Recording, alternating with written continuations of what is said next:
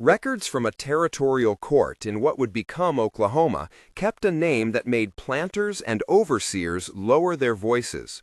The case occurred in a cluster of border counties in the 1850s and involved a woman whose simplest identification carried the weight of rumor and fear.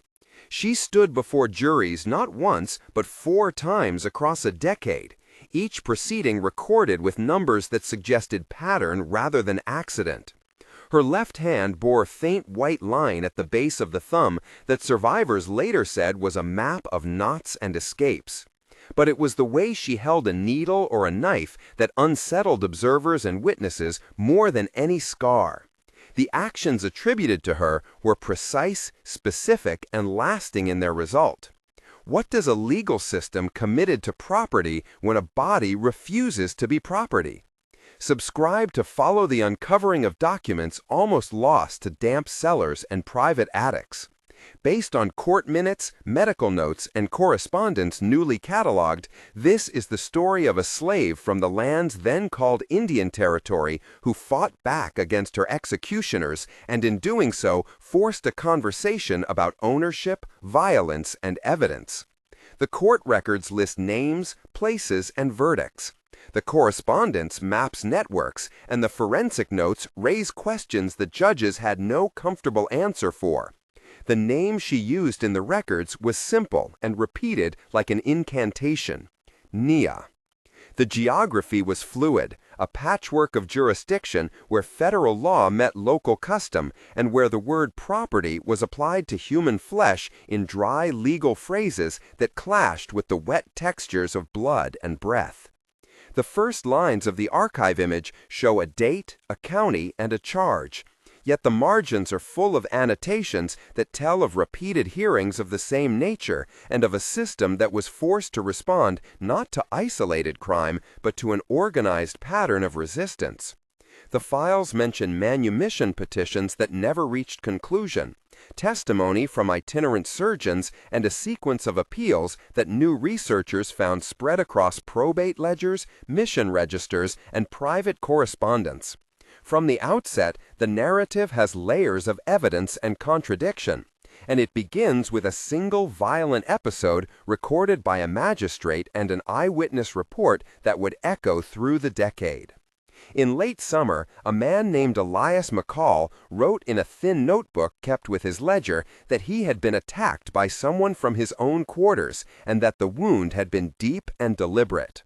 The ledger entry reads in part as an accusation and as a catalog of loss. The number of similar entries over time was the statistic that finally made scholars sit up. She was charged with assault that caused grievous harm.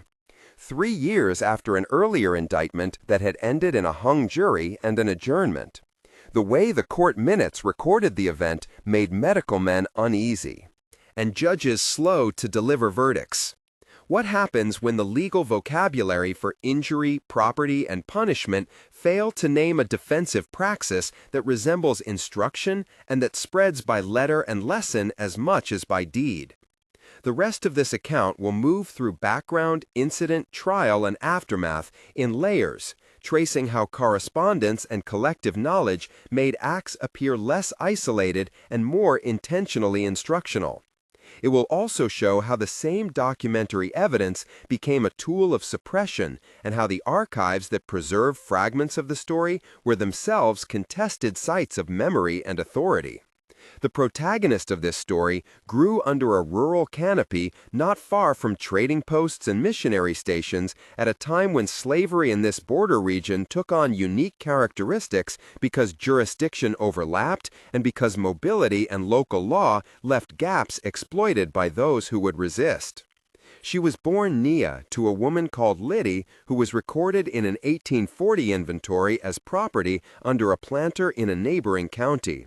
As a child, Nia learned to navigate the smell of horse sweat, tar, and boiled corn, the tactile world of rope and leather, and the sounds of markets where accents mixed English and Shawnee. Her childhood memory was full of small technical acts that later would be reframed by historians as skills taught to survive, not merely to tend. The backstory begins with an image of a wooden floor warmed by sun and by the scent of starch and tobacco, a needle between practiced fingers, and the quiet counting of stitches as a form of calculation. She was described by a neighbor in a later affidavit as quick with hands and with a mind that observed before it spoke. Her education was illicit and minimal but precise. Family members taught her knots and methods of making wounds appear accidental or self-inflicted. This was knowledge that later transformed into a deliberate technique of resistance. The initial formation of her political imagination was less a formal schooling than a sequence of losses, small cruelties, and a single violent rupture when her mother was sold southward and the house emptied of voices. The sale of Liddy and the lawful inventory that accompanied it became for Nia a legal lesson. She read the inventory like a map and learned the names assigned to people as if they were tags on an estate plan. That moment of separation and the smell of the wagon leather became the trauma that shaped her choices and seeded an ethic of refusal. As she grew, she learned to move within the rules, to exploit gaps in jurisdiction, to communicate via church visitors and seamstresses, and to transcribe techniques into folded letters kept under petticoats. Her education was bodily and documentary at once.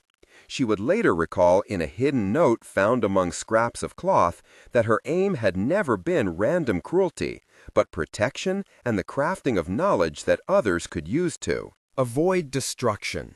The antagonist of the narrative is not a single man, but a set of local authorities represented in the records by a planter named Samuel Boone, a prosecutor named Amos Clay, a judge called Harlan Searcy, and the broader juridical logic that treated humans as marketable items. The backstory of the prosecutorial side is a story of legal training and proprietorial anxiety. Samuel Boone had inherited property claims, and the day he discovered damage to his ledger, he registered loss in financial language. He read wounds as a diminution of asset value and sought remedy through the law. His life had been formed by ledgers, by a belief in inexorable rights of ownership, and by a culture of honor among men who equated property disputes with personal reputation. Judge Harlan Searcy was trained under a legal code that emphasized order and the sanctity of possession. His backstory included stints in small-town politics in a nearby county, and letters that show him apprehensive about juries who included men with mixed loyalties. The prosecutor Amos Clay had a stern, lettered voice and a private correspondence archive that revealed a man who equated the preservation of property with moral order. His training as a lawyer taught him to translate bodily harm into economized damage. Their stories together form the antagonistic frame, a structural logic that prioritized property and that in doing so built the procedural machinery used to silence acts it labeled criminal. The transition that removed Nia from the place she knew occurred with the physicality of a forced journey. The selling and the removal took place in a week described in a thin travel diary kept by a driver named Tom Keene, who recorded road smells, river crossings, and the scraping sounds of wagons. The travel scene is sensory by design. The dust rose in the heat and stuck to the skin, tasting of iron and old sweat. The rhythms of the wagon became a kind of counting to mark distance and to rehearse stories of families left behind. When the group arrived in the new quarters, the cultural shock was immediate. The language was not drastically different, but the enforcement of rules was sharper, the discipline stricter, and the landscape of jurisdiction confusing. New overseers introduced stricter lights out, increased patrols, and public punishments. Nia learned quickly that tactics that had worked at home would need adaptation here. She kept letters folded into needle cases and used the trading of garment stitches as a means of exchange for news. In the new place, she met a circle of people who would be named in later testimony as both witnesses and defenders. The roster of secondary characters expands here and includes Elias McCall, the injured owner Samuel Boone, the planter, Judge Harlan Searcy, Prosecutor Amos Clay, Reverend Jeremiah Whitman, an itinerant minister who kept a ledger of charitable acts, Dr. Miriam Tate, an itinerant surgeon who later provided a medical affidavit, Rosa Whittaker, a seamstress who became a carrier of letters, Clara Dunham, a freedwoman who ran a small boarding room, and Tom Keene, the wagon driver who provided travel notes. Each of them appears in multiple documents, and each contributed a specific action to the unfolding legal drama.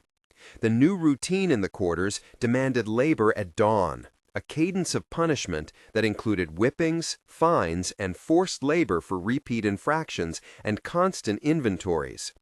The local economy treated bodies as movable assets and counted their daily productivity. The scene of work is textured. The air smelled of wet hay, sweat, and the faint metallic tang of blood when wounds were fresh. Hands moved in sync to the sounds of a worn radio reel that nonetheless could not drown out the harsh voices of overseers. Naya learned sewing and also learned to take small tools from kitchens and to hide them under floorboards. She taught others small techniques to avoid catastrophic punishment and to make minor injuries appear accidental. She also began to document what she taught into a small codex written on scraps and hidden in a false bottom of a chest. The first incident that resulted in formal charges was a confrontation in the field over working time. Elias McCall recorded in his diary that one evening a lantern was extinguished and that he was struck without provocation. The recorded testimony in the court minute reads with blunt legal language, while witness depositions give texture. In the initial hearing, the prosecution presented an eyewitness who described a moment of fury and a specific wound. The defense indicated that the wound had been caused during a struggle to avoid a more severe beating. The medical note submitted by Dr. Miriam Tate described the wound in clinical language, noting depth, length, and the presence of certain sinew damage.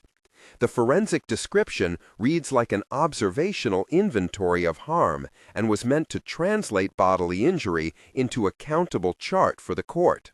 The report stated that the wound required stitching, risked infection, and will likely leave a permanent mark that could impair manual labor.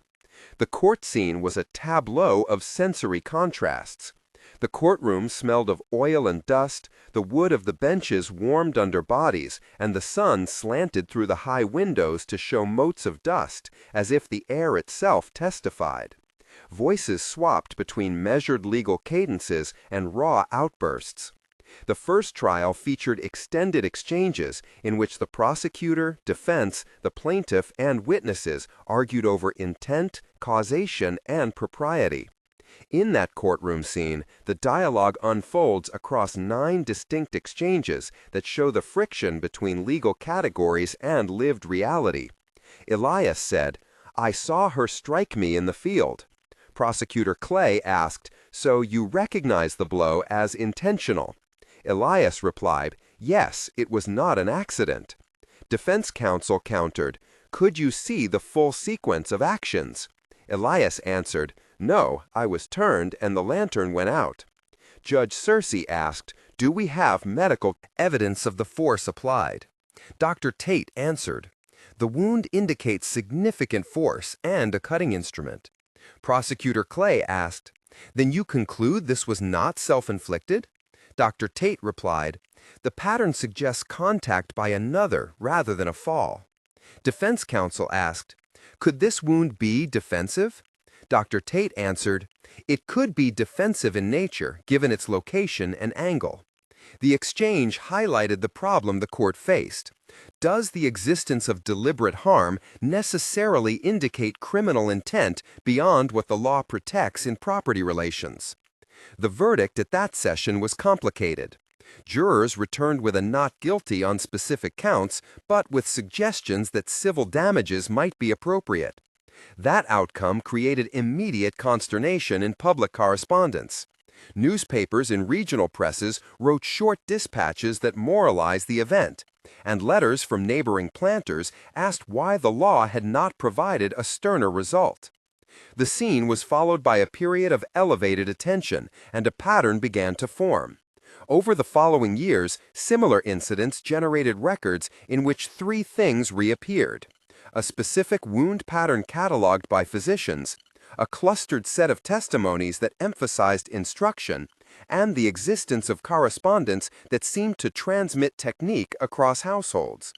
The court file that scholars later analyzed includes a folded letter hidden in an estate sale that contains instructions on how to remove a restraint and how to suture a superficial wound to appear accidental. A passage from that hidden note reads, "I teach them to stitch and to play lifeless when needed. When the overseer comes near the fire, keep the stitch tight and press cloth with hot water." The letter was found in the personal effects of Rosa Whittaker and was docketed into the archive as evidence and as incendiary material used by authorities to claim a conspiracy.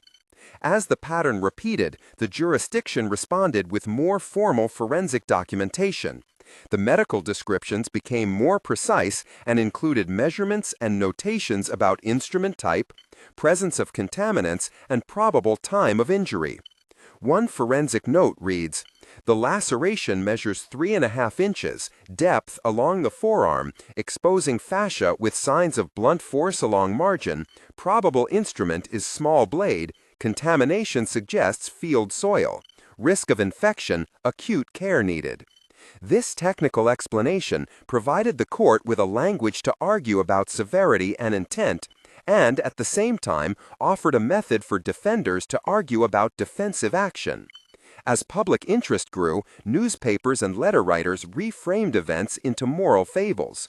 Some letters called for swift convictions. Others argued that these acts were desperate attempts to survive in a legal regime that gave no avenues for manumission or protection. In response, Naya and a small network built a more deliberate system of documentation and defense. The group, including Clara Dunham and Rosa Whittaker, began a correspondence network that smuggled notes sewn into seams that described techniques, names, and times where escape or resistance were possible. Clara ran a boarding room, where travelers would leave small shipments and where letters could be rerouted. She acted as a correspondent and as a keeper of copies of certain pages. This network was the turning point because it transformed what might have been sporadic acts into transmitted technique. The confidential letters taught how to stall a whip, how to feign collapse, and how to mark wounds in ways that could be read by sympathetic surgeons as non-criminal. This organization introduced a collective element that prosecutors would later label conspiracy. The defense argued it was a practice of mutual aid, instruction, and survival. The legal strategy used by the prosecution shifted from simple criminal accusation to a tactic of procedural suffocation. In the fourth and most consequential trial, authorities sought to suppress the network by introducing documents seized during raids. Prosecutor Clay presented pages of correspondence claiming they were evidence of a planned series of attacks aimed at destabilizing plantation order. Defense counsel argued that the same pages were a form of instruction to avoid harm, and that they displayed no plan to assault, but rather to preserve life. The courtroom exchanges in that trial were long and intense, and again reached 9 to 10 verbal turns per exchange as witnesses clashed about motive and meaning. Elias McCall testified, "I found a letter under my daughter's pillow." Prosecutor Clay asked, "What did it say?" Elias replied, "It told how to make a small incision to appear accidental." Defense counsel asked, "Did it order you to harm anyone?" Elias answered, "No. It taught self-repair and concealment." Judge Searcy asked, "Does this alone prove intent to injure?" Prosecutor Clay argued, "The pattern of incidents and the dissemination of instruction indicates coordination." Clara Dunham testified, "I kept copies to help women who had been beaten." Defense counsel asked, "Did the copies include calls to violence?" Clara answered, "No. They included sewing notes and instructions for cleaning and bandaging." Dr. Tate testified, "The injuries appeared defensive in a number of cases, and the pattern suggests these were taught techniques." Prosecutor Clay asked, "If they are defensive, how do you explain the repeated presence of sharp instrument trauma?" Dr. Tate answered, "Sharp instrument trauma may result from many causes, and the angle and depth are consistent with defensive blade use." The deliberation lasted into the night, and the jury returned a technical verdict that relied on jurisdictional interpretations of conspiracy and property law, rather than on an uncomplicated finding of malice. The conviction that came from that verdict was narrow. It used procedural categories like interference with labor and conspiracy to circumvent a broader reckoning with the motives behind the acts. The language of the verdict emphasized protection of property and of contract more than it discussed the bodily autonomy of those labeled property. The strategy of the prosecution to use documentation to demonstrate conspiracy turned out to be a legal maneuver that relied on the theory that correspondence that taught techniques for resisting punishment could be equivalent to an instrumental plot. That strategy was effective enough to secure a sentence that sent Naya to a regional penitentiary under a charge that read in dry legal terms as an aggravation of assault with intent to terrorize labor. The archive contains an order of transfer, a clerk's notation, and an inventory of personal effects confiscated at the time of arrest. The legal process is archived in procedural documents that reveal how the transfer was justified under overlapping statutes and how the appeals process was limited by jurisdictional claims. The procedural note explains that under Statute X, the court may transfer convicted persons to federal custody when local order is considered insufficient to maintain property interests. The procedural description clarified that transfer required certification by the judge by a written order and by a clerk's inventory of confiscated materials to justify the removal. Once in prison, the records show a different set of textures. The prison files include letters that detailed daily routine and a medical ledger that recorded treatments and the presence of persistent infection. Life in confinement was described in the language of small humiliations and regulated time. The final months before her death were punctuated by visits from a small number of correspondents and by the arrival of a packet of letters hidden inside a seam of a visitor's apron. Those letters are transcribed in the archive, and in one of them, Naya wrote, "I have taught them how to sew their wounds and how to mark their papers, so the next will find what we left behind." A later investigator who found the packet described the paper as smelling faintly of starch and iron and being folded precisely with a hairline crease that matched other documents in the archive. The prison account includes a medical affidavit from Dr. Miriam Tate, who recorded progressive infection and the absence of adequate treatment. The medico-legal note contained technical language clarifying degrees of care and neglect. It reads in part, "The wound exhibited signs of chronic infection with localized necrosis and systemic symptoms indicating inadequate treatment in the field and limited follow-up care while in confinement." Antibiotics as a category did not exist then, but the note's clinical observations served as forensic evidence that medical neglect contributed to declining health.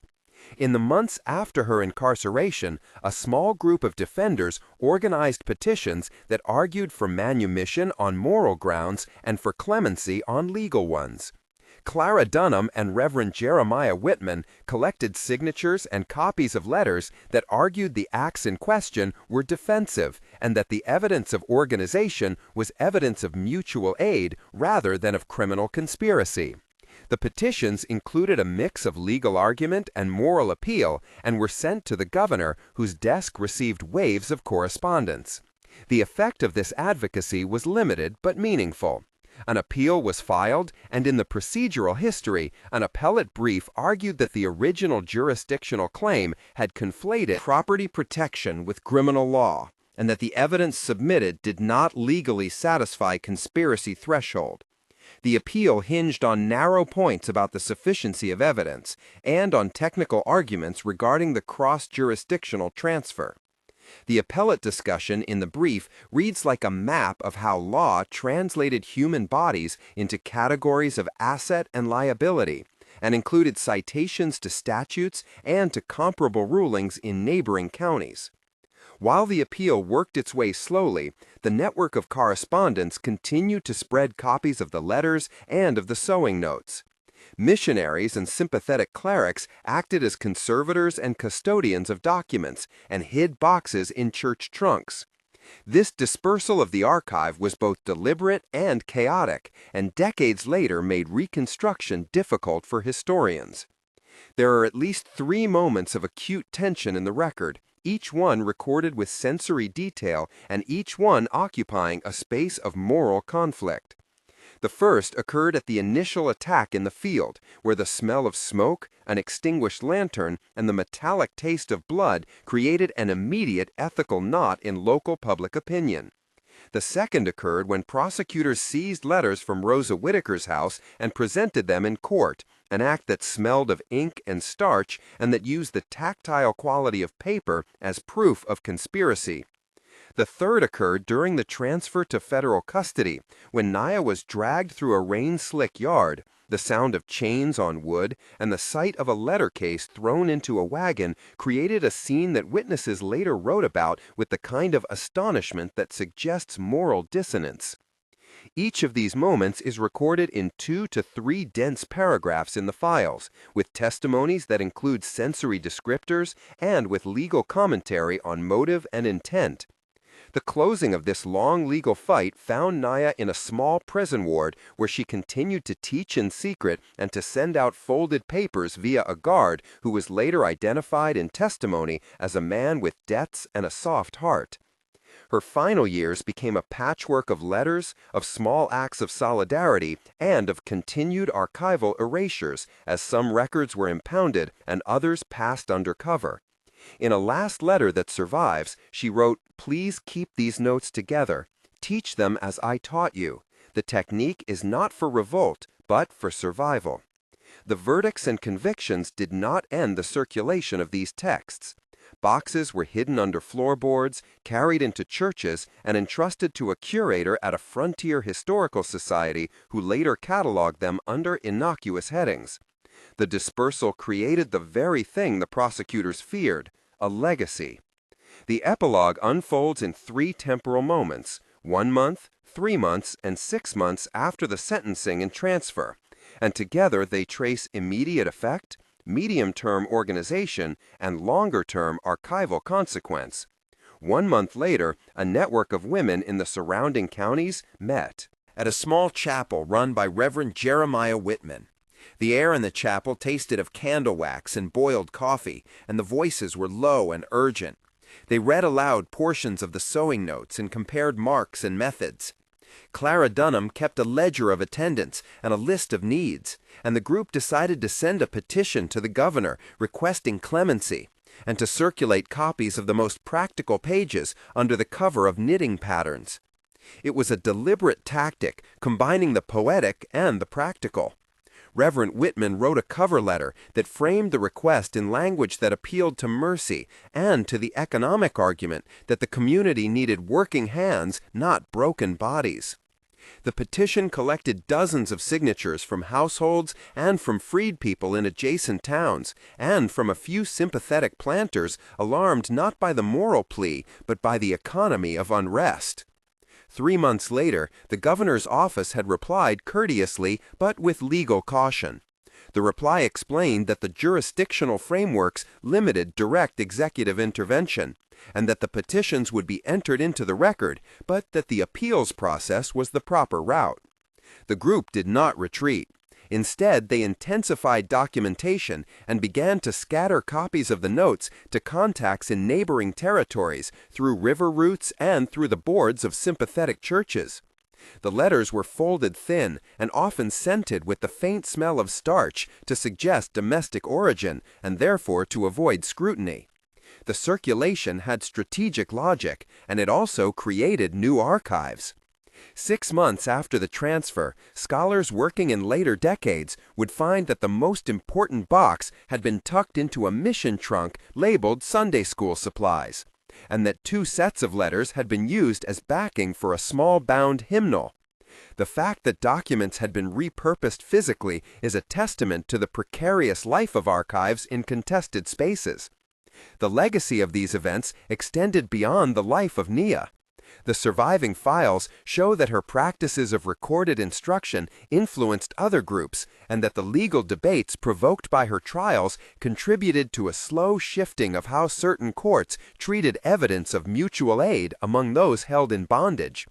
Some jurists began to ask uncomfortable questions about intent and about the limits of property law when applied to bodies. The conservators who later cataloged the archive argued that the documents were crucial to understanding the lived legal history of the region, and that they must be preserved even as the state sought to erase their political connotations. The last pages of the archive show marginal annotations by a curator named Edith Harrow, who noted that some items had been intentionally excised by earlier clerks and that the extant files were likely a fraction of what had once circulated. The moral of the story is complex. Some saw in Nia's actions unacceptable violence. Others saw pragmatic techniques for survival and collective training in a system that refused to recognize personhood. The records prove patterns, not single motives, and they show how documentation can both empower communities and be employed by the state as ground for condemnation. If these stories resonate with you, consider subscribing to follow further investigations into archive-based histories and to join a conversation about how law, property, and human dignity intersect in contested jurisdictions. Before you go, I want to hear from you. Justice is a complicated word, and your reaction matters. Type the word justice followed by one sentence explaining why you reacted as you did. Did you focus on the context of survival, the use of violence, or the way documents shaped legal outcomes? Your response will help map how modern readers interpret historical dilemmas. And your comments may be read in a future episode where we examine similar cases and the role of documentation in resistance. The story ends with a memory sentence attributed to a clerk who once wrote of her in a margin. They buried her without a stone, and yet the pages she left created a skeleton key that opened courts to questions they had preferred to avoid. The archives confirm a pattern of injuries, testimonies, and correspondence, and they show the dispersal of material into churches, private collections, and municipal boxes. The institutional reflection is sharp. Law that privileges property often obscures the human costs of enforcing ownership, and the cases that involve defensive action force courts to weigh evidence in new ways. The legacy is preserved not just in verdicts, but in the care of conservators, in the scattering of boxes, and in the continued retelling of the narrative by communities who kept copies of letters hidden in hymnals. If you think these histories should be remembered, subscribe and share this episode. The documents survive and their questions remain open for debate and re-examination.